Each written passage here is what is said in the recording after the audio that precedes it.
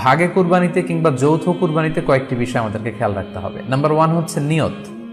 আপনাদের ইন্টেনশনটা ক্লিয়ার হতে হবে। প্রত্যেকেরই যাতে একই ইন্টেনশন থাকে, সবারই যাতে ইন্টেনশন থাকে যে শুধুমাত্র আল্লাহ তাআলার সন্তুষ্টির জন্য আমরা এই কুরবানি দিচ্ছি। এখানে কয়েকজনের যদি ইন্টেনশন থাকে যে আল্লাহর সন্তুষ্ট, অন্যজনের যদি নিয়তে ঝামেলা থাকে, তাহলে কিন্তু কুরবানিটা প্রশ্নবিদ্ধ হয়ে যাচ্ছে। কারণ ইন্নামাল আমালু বিন্নিয়াত, ইয়ানি ইন্নামা সাওয়াবুল আমালি বিন্নিয়াত। সমস্ত কাজের প্রতিদান দেয়া হবে আপনার ইন্টেনশন বা নিয়তের উপর ভিত্তি করে। সো এজন্য যারা খুব বেশি মুখলেস, খুব বেশি মুত্তাকি, তারা অনেক সময় যৌথ কুরবানি দিতে চান না। তাদের সামর্থ্য না থাকলে ছোট একটা ছাগল দিয়ে তারা একাকী কুরবানি দিতে চান। The safe, he want to be in the safer side.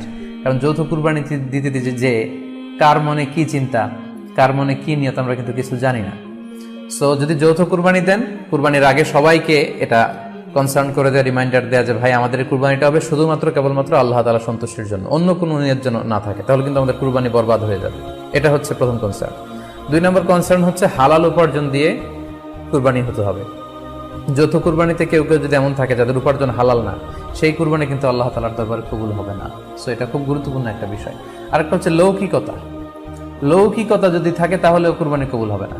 যৌথ কুরবানিতে কারো যদি এটা থাকে যে আমার গরুটা সবচেয়ে বড়, আমাদের গরুটা এলাকার সবচেয়ে বড় গরু, এবং সবাইকে বলে বেড়াচ্ছে যে এইবারের গরুটা সবচেয়ে বড় হয়েছে, আমার চেয়ে বড় গরু কেউ দিতে পারে না এই এলাকায়, তো এই জাতীয় যদি লৌকিকতা প্রবণতা কারোর মধ্যে থাকে, তাহলেও কিন্তু তার কুরবানি কবুল হবে না। সো যৌথ কুরবানি যদি আপনারা দিতে চান, এই বিষয়গুলো আমাদেরকে খেয়াল রাখতে হবে।